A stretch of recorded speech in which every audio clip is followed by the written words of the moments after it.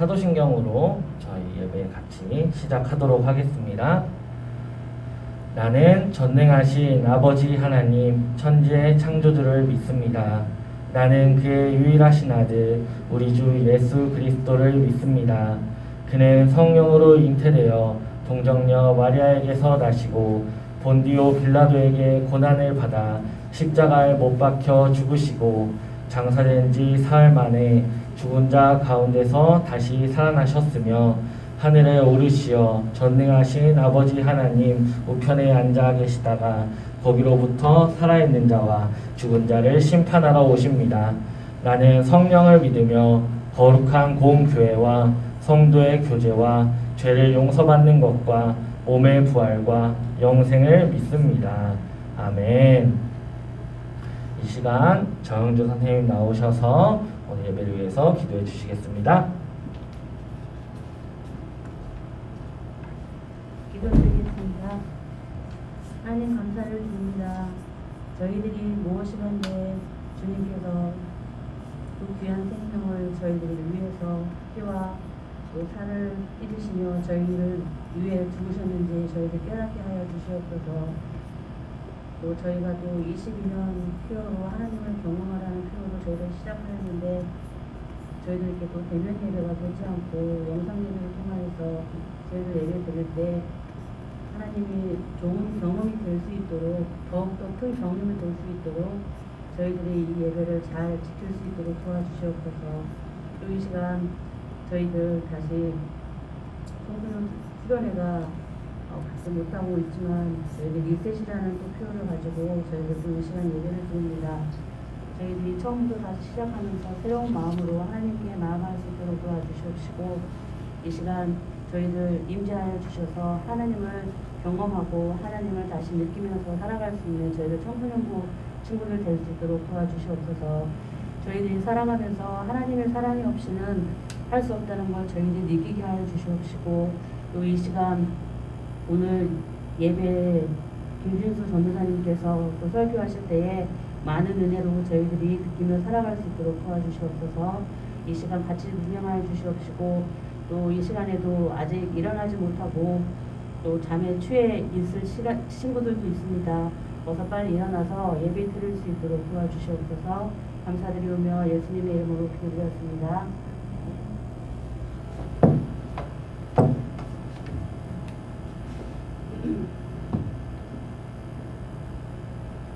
네.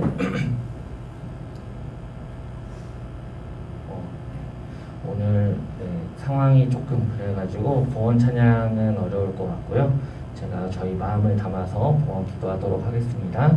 하나님 아버지, 우리가 주님 앞에 우리의 마음을 드리길 원합니다. 이 코로나 상황 가운데 비대면 예배로 드리는 가운데 주님께 우리가 지금 연습할 수 있는 것은 우리의 마음을 주님께 드리는 것이라고 생각합니다.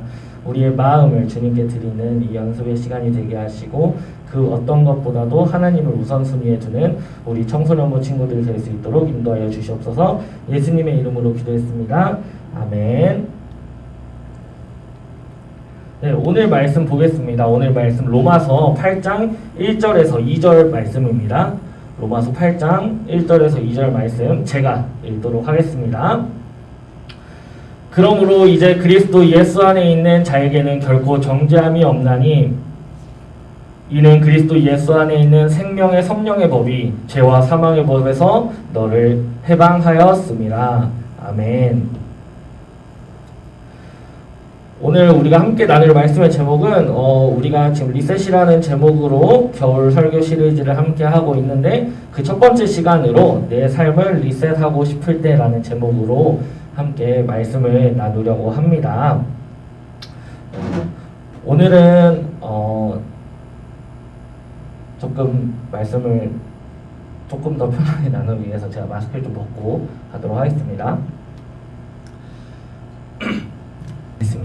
네, 어느 한 곳에서 일어난 이제 작은 나비의 날갯짓이 뉴욕의 태풍을 일으킬 수 있다라는 어떤 이론이에요. 근데 이제 이거는 사실 어떤 기상학자가 만든 이론인데 내가 연구를 하다가 작은 소수점 네 번째 자리에서 살짝 실수를 한 것 때문에 자기가 이렇게 연구를 한 관측값이 아예 다른 결과가 나오는 걸 보고 야, 이거는 나비 날갯짓 하나로 뉴욕에 태풍이 갈 정도로 뭔가를 다르게 만들 수 있는 거다라고 이제 얘기하면서 나비 효과라는 얘기를 했는데, 사실 이게 뭐 작은 일이 큰 일을 만든다라고 우리는 쉽게 받아들이지만, 이 이론의 핵심은 아무도 미래를 정확하게 예측할 수 없다는 게 중요한 겁니다. 내가 당장 어떻게 될지 모르고 미래에 어떤 일이 있을지 모른다라는 것이 나비 효과 이론의 핵심입니다. 그만큼 우리의 삶은 앞을 예측할 수 없습니다. 사람은 불안한 것을 좋아할까요? 아니면 안정적인 것을 좋아할까요? 당연히 안정적인 것을 좋아합니다. 공무원이 우리나라에서 직장에서 이제 내가 공무원이 되겠다 하는 어떤 경쟁률이나 그런 부분에서 항상 1위를 하는 이유는, 우리가 흔히들 말하는 그 구급 공무원이 돈을 사실 많이 받지 않아요. 하지만 그것이 쉽게 잘리지 않고 또 기본적으로 이제 정해져 있는 연만큼 일할 수 있기 때문에 안정적이기 때문에 많은 사람들이 이제 막 지원을 하고 이제 공무원을 하고 싶어 하는 거죠. 그래서 이런 학력 아니면은 내가 뭐 돈을 많이 모으든 아니면 집을 가지려고 하든 어떤 목표를 가지고 내가 만들어 나가는 이유는 이것들이 나를 덜 흔들리게 하기 때문이에요. 이것들 자체가 중요한 게 아니라 그냥 이걸 통해서 내 삶이 이제 불안하지 않고 내가 조금 안정적으로 있을 수 있다라고 생각하기 때문에 이제 그런 것들을 이제 찾아가는 거죠. 저도 이제 컴퓨터를 이제 집에서 옛날에 이제 조립도 하고 이제 조립 컴퓨터를 만들기도 하고 했는데, 컴퓨터에 들어가는 부품 중에 이제 좀 높은 화질의 영상이나 아니면 이제 좀 고퀄리티의 게임을 할 수 있게 해주는 이제 그래픽 카드라는 게 있어요. 근데 이 그래픽 카드라는 게 이 가격 보면 알겠지만은 사실 저런 가격이 아니거든요. 저기 지금 300만 원 정도로 나오는데 저런 가격이 절대 아니었어요. 근데 이게 코로나랑 그다음에 이제 우리가 아는 그 비트코인 때문에 점점 저게 수요가 부족해지니까 이제 가격이 점점 올라가지고, 컴퓨터를 맞추는데 예를 들어서 500만 원이 들면은 뭐 그 안에 부품들이 여러 개가 들어갈 거 아니에요. 근데 그 중에 저게 차지하는 비율이 이제 너무 많이 높아버린 거예요. 그래서 내가 500만 원짜리 컴퓨터를 맞추는데 그래픽 카드만 뭐 300만 원을 하는 그런 말도 안 되는 일이 사실은 이제 일어나고 있는데, 아무리 비싸고 좋은 그래픽 카드를 붙여놓는다 한들 거기다가 메인보드나 아니면 다른 부품들이 그 성능을 따라가지 못하면 그 그래픽 카드의 성능을 제대로 낼 수가 없어요. 아니면은 내가 그 그래픽 카드가 있는 컴퓨터를 쓴다고 한들 그거를 활용하는 게임이나 아니면 그거를 활용하는 어떤 일을 하는 게 아니라면 그건 이제 쓸모가 사실 없다고 볼 수 있겠죠. 그런 것처럼 우리 삶도 마찬가지로 내가 하나님의 자녀로 살아간다, 내가 하나님의 자녀다라고 믿는데 삶의 방식이 변하지 않는다면 이건 피 좋은 괴살구에 불과한 겁니다. 미래는 알 수 없기 때문에 우리는 우리 생각대로 살아갈 때에 이제 계속해서 후회를 합니다. 아, 저게 좋았는데, 저게 괜찮았는데, 그때 그렇게 할 걸 이제 하면서 내가 했던 선택의 순간들을 계속해서 후회하고, 내가 왜 그때 그렇게 했지? 지금 보니까 그게 좋아 보이는데 하면서 계속해서 후회를 한다는 거예요. 전사님도 마찬가지예요. 맨 처음에는 이제 뭐 고등학교 때는 문과를 가서 보니까 이과 갈 걸 하는 생각을 하고, 이제 신학대학교를 처음에 갔을 때는 괜히 왔나? 라는 생각을 하기도 하고, 나도 일반 대학 가서 좀 놀고 나도 이런 다른 과에서 다른 공부도 할 걸 이라는 생각들을 하기도 하고, 또 전도사를 한다고 해서 후회가 없는 게 아니잖아요. 우리 삶의 후회는 계속해서 일어납니다. 왜냐하면 오늘 말씀에 나온 것처럼 죄와 사망의 법이라는 것이 우리 삶에 계속해서 영향을 미치기 때문입니다. 그래서 이렇게 삶에서 우리 제목에 나온 것처럼 리셋을 다시 시작하는 걸 누르고 싶고 다시 하고 싶어하는 기분을 느끼는 우리들에게 하나님은 기꺼이 다시 시작할 기회를 예수님을 통해서 주셨다는 겁니다. 그리고 복음을 통해서 우리에게 그 기회를 주신 거예요. 모든 그리스도인들은 죄를 이길 힘이 있다. 이 악한 세상에서 분명히 구원을 얻을 수 있다. 라는 확신을 우리에게 주신 것은 바로 예수님을 통한 그 복음이기 때문입니다. 근데 이것까지는 우리가 다 아는 얘기예요. 전사님도 여기 와서 항상 했던 얘기 또 하고 있고, 여러분들도 교회를 다니면서 그래 그 예수님이 나를 구원했다는 건 알겠는데 그게 왜 내 삶에서는 적용되지 않는 것처럼 느껴지냐 이거죠. 왜 어려울까요?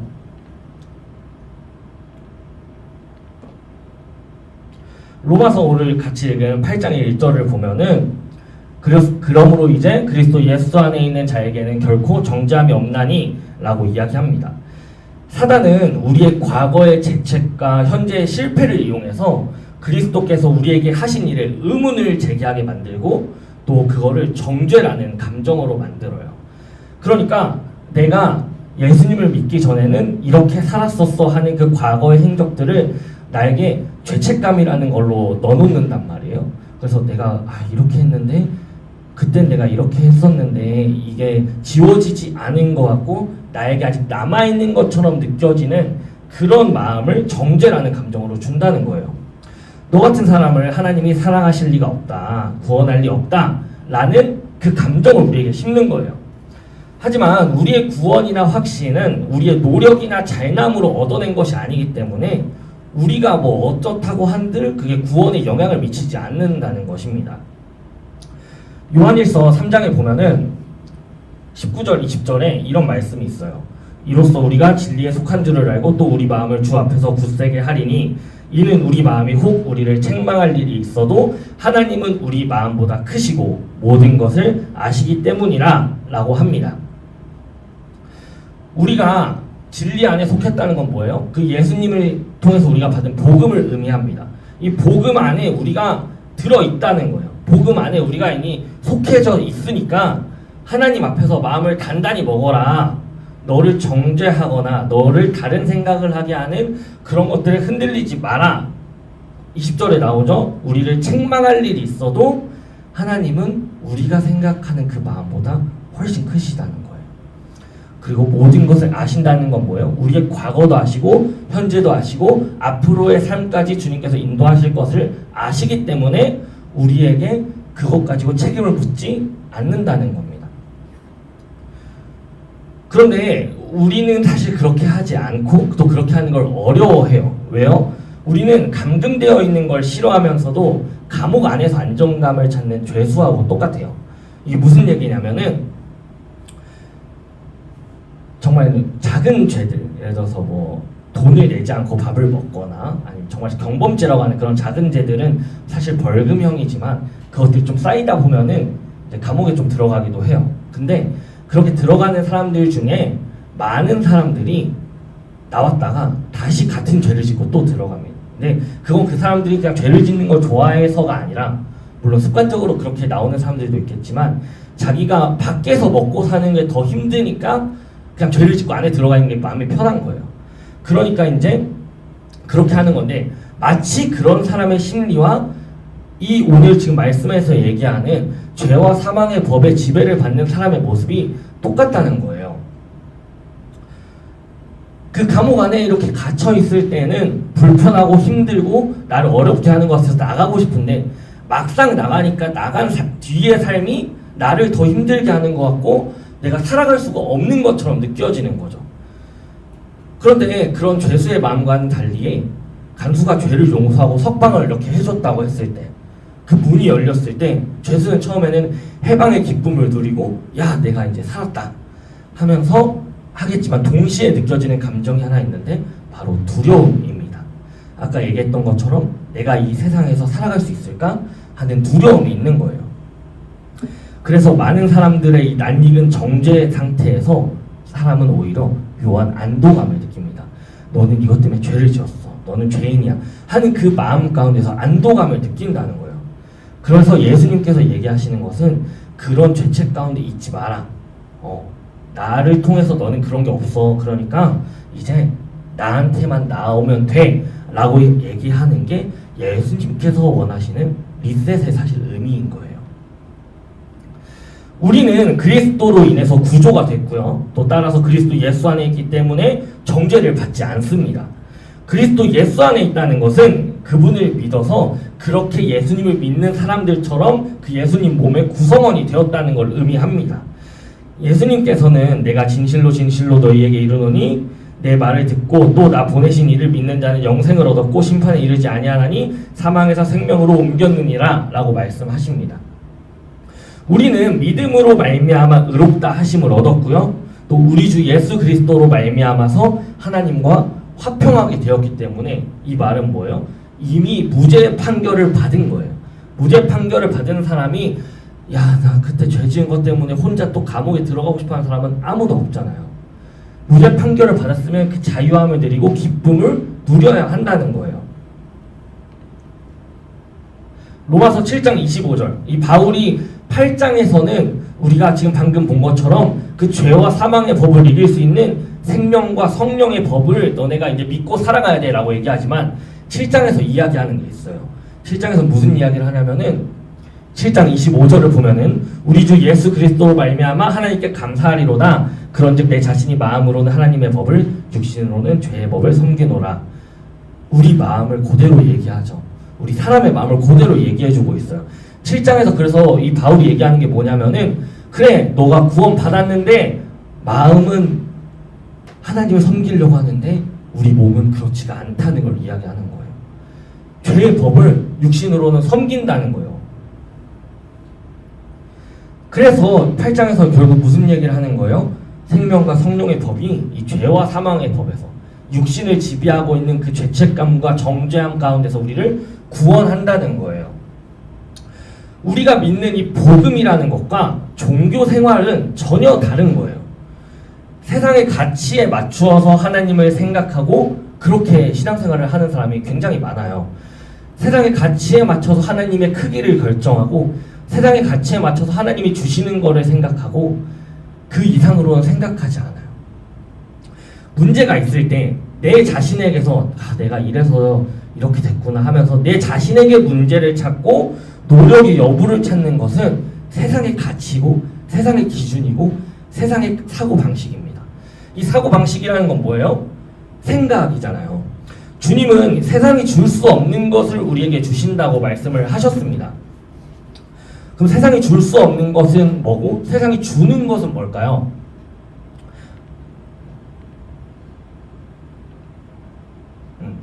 왜 아까 얘기했죠? 왜 우리가 머리로는 알겠다 이거예요. 지금 어린이부 애들도 알아요.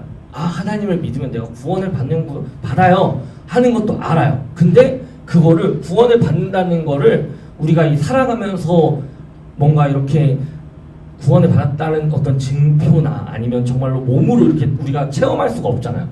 그러면은 내가 어떻게 해야 된다는 건지 모르니까 그 기준이 필요하다는 거예요. 근데 그 기준이 우리는 보통 뭐가 돼요? 내 생각이 된다는 거예요. 근데 이 생각이 굉장히 우리를 자연스럽게 하나님과 멀어지게 하는데 일조합니다. 생각의 주체는 누구예요? 생각은 누가 해요? 내가 하죠. 생각은 내가 하잖아요. 근데 이 생각의 대상은 뭐예요? 생각을 하게 하는 거. 삶의 수많은 현실, 그리고 문제들, 어려움들. 우리가 당장 뭐 수능, 아니면 공부, 내가 어떤 대학에 가야 된다, 성공하려면 어느 정도까지 해야 된다 하는 그 기준들이 내 생각의 대상이에요. 나고 누군가 관계가 어려우면 그 관계, 내가 그 친구와 관계가 어려우면 그 친구를 내가 싫어하는지 미워하는지, 그 친구가 날 미워하는지 걱정하는 그런 마음들, 그거 다 어디서 오는 거예요? 이 세상 가운데서 온단 말이에요. 그러면은 이 주체가 누구였어요? 나였죠. 내가 이 세상의 것들을 생각하게 되면은 세상의 것들로 인식을 하게 돼요. 그럼 인식의 끝은, 이 수많은 생각의 끝은 뭘까요? 아, 야, 현실이 이러네. 그러면은 내가 이렇게 해야지 라고 하면서 나라는 생각을 낳는 거예요. 그럼 나라는 생각을 낳으면은 이 생각과 내가 같아지는 거죠. 이걸 동일화라고 얘기해요. 동일화. 그럼 이 동일화된 나는 뭐가 돼요? 그게 내 정체성이 되는 거예요. 그래서 조금 더 표현을 하면은 내가 생각을 하고 그래서 세상을 인식을 했는데 그 인식한 것들이 나를 점점 잠식해 가면서 아 그래 내가 이렇게 해야지 이렇게 해야지 하면서 맞춰가다 보면은 그 세상이 만들어준 내가 나오는 거예요. 그럼 그게 내가 되는 거죠 그냥. 그럼 내 판단 기준은 뭐였어요? 나라고 생각했지만 사실 누가 판단을 하게 했어요? 세상의 기준들에 맞춰서 나는 생각을 하고 꿈을 꾸고 이렇게 살아야지 하고 목표를 두고 있었다는 거예요. 그래서 우리는 그 대상에 대한 생각을 끊임없이 하기 때문에 이 생각을 컨트롤하는 것이 굉장히 중요해요. 그럼 반대로 이 복음은 뭐예요? 복음은 복음을 믿는 것은 이 생각의 주체가 달라졌다는 걸 믿는 거예요. 생각의 주체가 달라진 건 뭐예요? 내가 생각한다 그랬잖아요, 아까. 그럼 누가 생각해요? 복음을 믿는다면서 눈에 보이는 현실인 대상만을 우리가 바라보는 게 가장 큰 실수잖아요. 현실은 근데 이렇잖아요. 그래요, 믿는데 현실은 이렇잖아요. 우리 제일 많이 하는 얘기잖아요. 아, 그쵸. 예배 드려야 되는데 저 공부해야 되잖아요. 저 학교 다녀야 되고 저 시험 준비해야 되고 하면서 내가 하나하나씩 타협하면서 내 정체성을 만들어가요. 근데 이 생각의 대상을 해결을 해야 되는데 이 해결함으로써 살아가는 것이 아니라 생각하는 주체인 누구, 나는 이미 죽었고 그리스도 안에서 나는 새로운 주체가 되었다는 것을 믿음으로 시작하는 게 복음을 경험하는 거라는 거예요. 이제 조금 어려운데 나가 지금 2번 나오잖아요. 근데 첫 번째 나오는 나는 이 현실에 타협하면서 현실의 기준을 가지고 신앙을 타협하는 거예요. 근데 우리가 원하는, 그리고 예수님께서 우리에게 원하시는 건 뭐예요? 이전 것은 지나갔으니 새롭게 되라고 했잖아요. 그럼 이 새롭게 되는 게 뭐냐는 거예요. 내가 그냥 마음을 뭐 새롭게 먹는 거라고 생각하잖아요, 우리는. 근데 이 판단하는 기준과 내가 대상을 바라보는 시선이 나는 그리스도 안에서 이미 새로운 사람이다 라는 마음으로 그리고 그걸 믿는 것으로 시작하는 게 바로 복음을 믿는다 라고 하는 말의 진정한 정의가 되는 거예요. 내 생각에는, 내가 판단하기에는 라고 하는 이것이 우리가 성경적인 생각을 하는 것을 완전하게 방해해요. 이거를 성경에서 표현하는, 딱 이쁘게 표현하는 말이 있는데 바로 이 고린도후서 10장 5절에 있습니다. 우리의 싸우는 무기는 육신에 속한 것이 아니오 오직 어떤 견고한 진도 무너뜨리는 하나님의 능력이라 모든 이론을 무너뜨리며 라고 합니다. 여기서 나오는 견고한 진이 바로 우리를 시험 들게 하고 넘어지게 하는 가장 큰 벽이에요. 이 견고한 진은 헬라어로 오크로마라고 합니다. 이 오크로마는 명사로는 피난처, 도피처, 성 이런 뜻이 있고요. 그리고 동사로는 내가 그것을 고수하겠다, 집착한다 라는 의미가 있어요.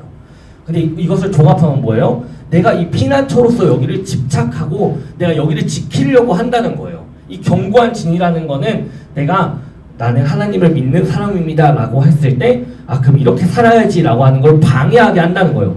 야, 근데 너 이렇게 살아왔잖아. 너 이렇게 살아야 되잖아. 너 나중에 미래에 너 어떻게 되려 그래?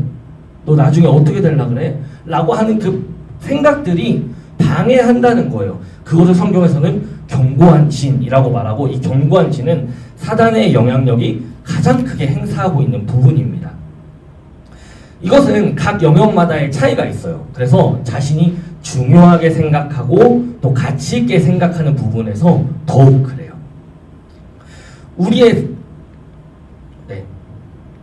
우리의 싸우는 무기는 아까 얘기했죠. 육신에 속한 것도 아니고 오직 견고한 진도 무너뜨리는 하나님의 능력이라고 했어요. 견고한 진으로 인해서 우리는 그래서 끊임없이 무너질 수가 있어요. 우리 끊임없이 무너지는 거 정말 많이 경험하잖아요. 이렇게 해야지. 수련회 때 잠깐 정말 기도 열심히 하면서 그래, 내가 이렇게 살아야지 했는데 나오자마자 누가 나한테 시비 걸면 바로 열받아가지고 막 주님 저 안 되겠어요 하면서 흔들리잖아요. 내가 그래, 오늘 뭐 말씀 한번 봐야겠다. 이것까지 아니더라도 그래, 내가 오늘 예배 한번 드려야겠다. 근데 그 다음에 일어났는데 이미 예배 시간 지나서 한 10시 반, 11시 일어났을 때 하면서 그냥 지나가잖아요. 그렇게 우리를 넘어지고 무너뜨리게 하는 견고한 진의 영역들이 우리 삶 가운데 존재한다는 거예요. 그래서 날마다 우리는 하나님을 찾아야 되는 이유가 바로 여기에 있는 거예요. 왜 매주 예배 드리고 매일 말씀 보라고 할까요? 우리는 매일매일 하지 않으면 넘어지는 존재이기 때문에 그래요. 육신에 우리가 이제 육에 작은 가시 하나 박히면 아프잖아요. 손톱 밑에 가시 하나 박힌다고 생각해보세요. 겁나 아프잖아요, 벌써. 근데 그건 아프니까 바로 뽑아요. 근데 나도 모르게 박혀있는 이 마음의 가시들은 우리가 손을 대지 않는다는 거예요. 오히려 찔리고 아프고 넘어질 때 우리는 마음을 어떻게 해요? 지키기 위해서 지금 저 스폰지밥처럼 지키기 위해서 보호한다는 거예요. 보호하려고 그 영역에 닿지 않으려고 해요. 오히려 내가 신앙생활을 하면서 이게 자꾸 부딪혀. 아 그러면 이쪽으로 아예 가까이 안 가야겠다 하면서 부딪히지 않기 위해서 막 도망가요. 그래서 갖가지 방법들, 그러니까 내 생각을 또 사용하는 거죠. 그래서 이 고질적인 가시를 지키기 위해서 수많은 보호장치를 이렇게 해놓잖아요. 지금 쟤처럼 저렇게 해놓잖아요. 그러면은 그 중심에 예수님이 들어오실 수가 없어요. 내 삶을 바꾸기 위해서 그 복음의 중심인 예수님이 들어와야 되는데 들어오실 수가 없게 되는 거예요. 상처를 안 받는 데 포커싱을 두고 내가 내 마음을 지키는 데 포커싱을 두고 외부 환경을 바꾸기만 하고 대상을 내가 밀어내기만 하면서 살아가다 보면은 결국 내 연약함이 드러날 수밖에 없습니다. 그래서 세상에서 뭐라고 얘기해요? 나를 방어하라고 얘기하죠. 내 감정을 지키라고 얘기하고요. 내가 이 세상 가운데 살아가기 위해서는 갖가지 도구들로 돈이 많아야 남이 날 무시하지 않는다. 내가 위치가 있어야 남이 날 무시하지 않는다. 너가 공부를 잘해야 네가 뭔가 잘하는 거 하나 있어야 남들이 널 무시하지 않을 거야 라고 말하면서 우리한테 계속해서 주입하잖아요. 그 생각들을 가지고 여러분들의 그게 견고한 진이 되어가는 거예요. 오크로마라고 하는 무너뜨릴 수 없는 하나님의 생각이 나에게 다가올 수 없게 하는 하나님의 기준을 내가 멀어지게 하는 그 세상의 기준이 점점 들어오게 된다는 거예요. 그러면은 그 나를 지키고 막을 수단을 내가 점점 가지다 보면 어떻게 돼요? 세상적으로 성공한 사람이 될 수도 있고 좋은 위치에 올라갈 수도 있겠죠. 근데 하나님과의 관계는 완전히 멀어질 수밖에 없을 거예요. 그 벽은 결국 예수님과 나와의 관계를 차단하게 된다는 거예요. 리셋 증후군이라는 게 있어요. 이걸 뭐라고 하냐면은 새롭게 항상 시작하고 싶은 마음. 항상 새롭게 시작. 이미 망했어. 다시 해야지. 이런 마음이에요. 내가 뭔가 이렇게 전사님이 옛날에 캘리그라피를 잠깐 배운 적이 있었는데 나중에 이제 막 배우다가 마지막에 이제 액자 같은 걸 하나 주고 거기다 이제 꽃도 이렇게 이쁘게 해가지고 글자에 내가 원하는 문구를 써서 가져가라고 해요. 근데 딱 첫 획 그었는데 잘못되면은 교체를 하고 싶어요. 바로 내가 이게 딱 시작했는데 글렀어 하면서 벌써 하기 싫어지거든요. 이런 것처럼 리셋 증후군이라는 게 이제 정말로 있는데 항상 새롭게 시작하고 싶은 거예요. 항상 깔끔한 상태로 내가 원하는 그런 불편하고 어려운 상태 말고 내 못난 상태 말고 새롭게 시작을 하고 싶은 거예요. 우리 이거 제일 언제 많이 경험해요? 시험 기간에 공부할 때 우리 책상 청소 한 번씩 하고 하잖아요. 책상 청소 한번 쫙 왜 해요? 일단 공부는 하기 싫으니까 내가 제일 할 수 있는 생산적인 활동을 보니까 책상을 좀 치우다 보면은 재밌겠는데 시험 기간 하면 다 재밌잖아요. 근데 우리한테 제일 중요한 건 그땐 뭐예요? 이거 공부를 일단 해야 성적이 나올 텐데 이거는 일단 하기 싫으니까 딴 데 우리 찾는 거잖아요. 이게 제일 쉬운 우리가 딱 볼 수 있는 모습이라니까요. 하나님이 우리한테 나와의 관계를 위해서 이것도 했으면 좋겠고 저것도 했으면 좋겠고 하면서 우리에게 얘기하시는 것들이 있는데 우리는 그거는 점점 외면하면서 하나님 저 힘들어요만 얘기를 한다는 거예요. 하나님 저까지는 가기 힘들 것 같은데 근데 또 저를 좀 이렇게 찾아왔으면 좋겠어요. 힘든데 근데 저는 이제 제 살고 싶은 대로 살 건데 전 도와줬으면 좋겠어요 하는 그런 이중적인 마음이 있다는 거예요. 그거를 아까 바울이 7장 25절에서 뭐라고 얘기했어요? 마음으로는 하나님을 쫓아가는데 내 육신은 그렇지가 않다는 거예요. 내 기준은 육신의 기준에 있어가지고 세상에 살아가는 기준대로 살아가고 싶어 한다는 거죠. 그래서 믿는 사람인데도 왜 해결이 되지 않을까? 전사님이 중고등학교 때 제일 많이 했던 생각이었어요. 야 쟤는 기도하면은 막 눈물도 쏟아지고 무슨 방언도 터지고 벌써 막 그런 것들을 보면서 야 어떻게 저렇게 신앙생활을 할까 하는 생각을 했단 말이에요. 아니면은 막 응답을 받았대요.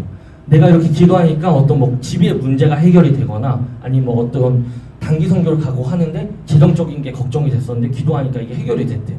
근데 난 기도하는데 해결이 안 돼. 안 채워지는 것 같고 나는 결국 내가 부모한테 돈 받아서 가고 막 나는 뭐 뭔가 나대로 이렇게 열심히 하는 것 같은데 신앙생활 가운데 믿는 사람이라고 난 생각을 하는데 변화가 없다고 생각을 한다는 거예요. 근데 이 말씀과 기도조차도 말씀이랑 기도조차도 생각의 대상에 또 불과하기 때문에 변화가 그러면 일어날 수가 없다는 거예요.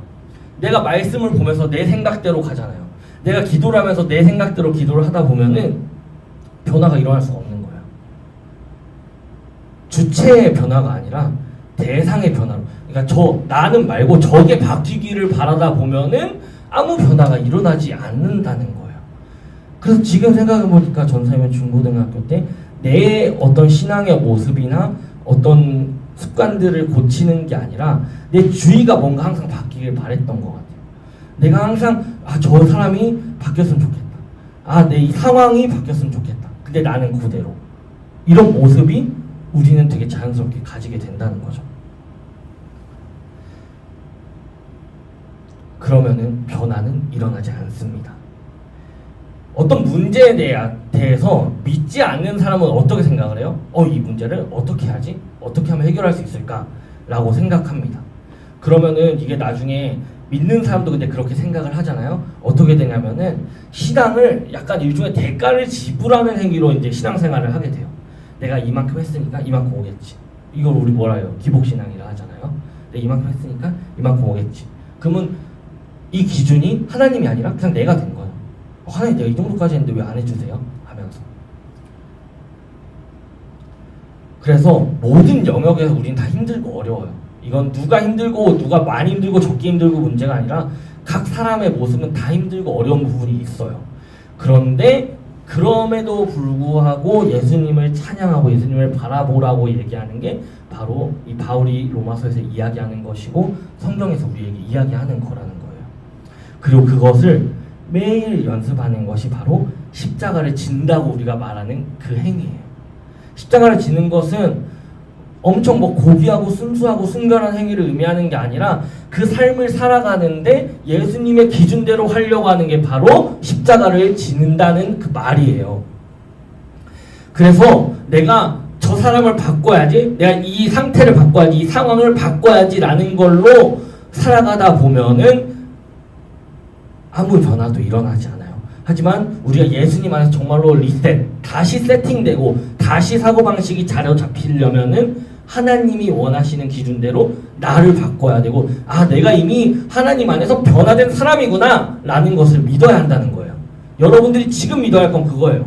내가 이거 할 수 있어, 저거 할 수 있어, 그 생각 말고 기본적으로 내가 하나님 안에서 이미 변화된 사람이구나. 하나님께서 나를 구원해 주셔서 나는 이제 죄로부터도 자유하고 내가 사단이 어떤 공격을 한다는데 이미 예수님께서 승리하셨기 때문에 나는 괜찮아. 나는 예수님께만 의지하면 돼. 라는 것을 믿는 거예요.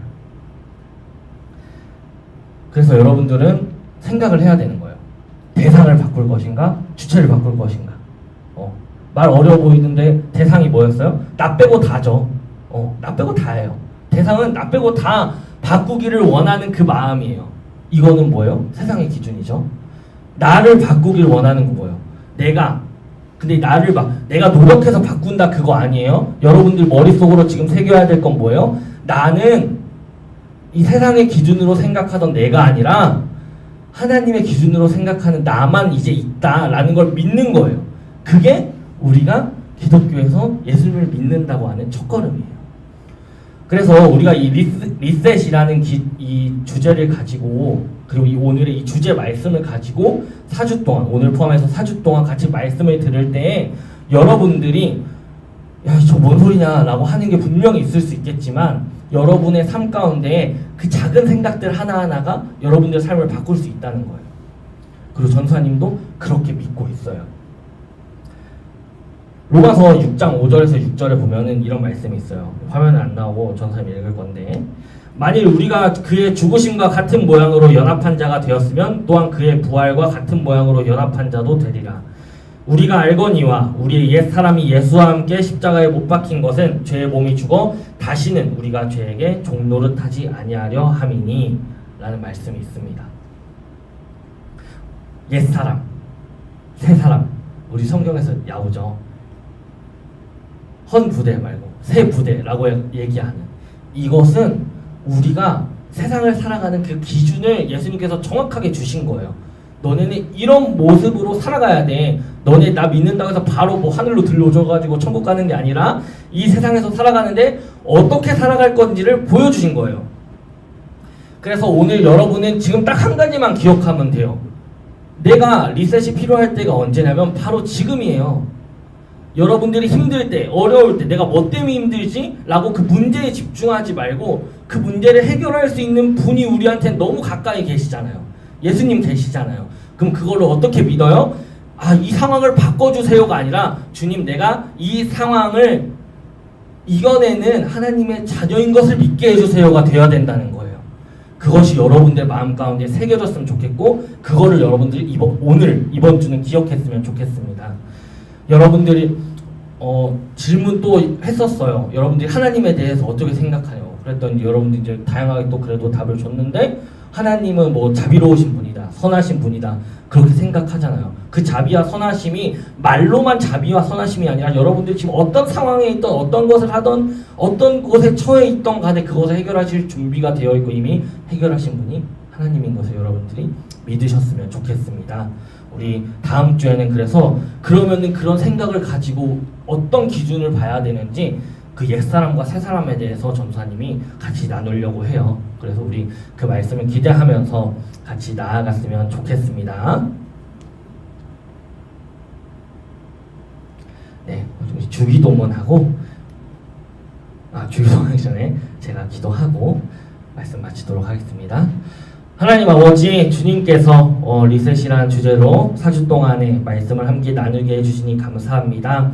함께 참여하는 모든 친구들 가운데 하나님의 자녀로서의 새로운 생각이 심겨질 수 있도록 주님 성령님 통하여 일하여 주시옵소서. 함께 듣는 모든 우리 친구들에게 하나님의 자녀임이, 그리고 내가 이미 달라진 새 사람임을 믿는 믿음이 생겨날 수 있도록 인도하여 주시옵소서. 예수님의 이름으로 기도했습니다. 아멘. 우리 주기도문으로 말씀 마치도록 하겠습니다.